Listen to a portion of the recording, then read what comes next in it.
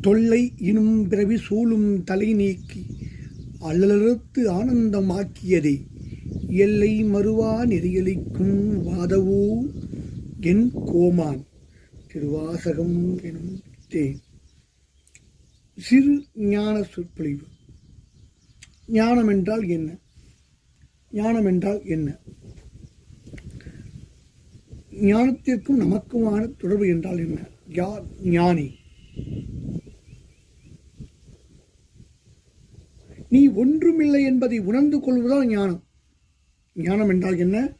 நீ ஒன்றுமில்லை என்பதை உணர்ந்து கொள்வது ஞானம். எனக்கு பேர் இருக்கின்றது.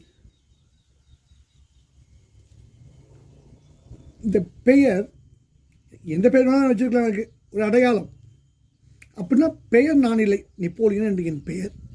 அந்த பெயர் நான் இல்லை.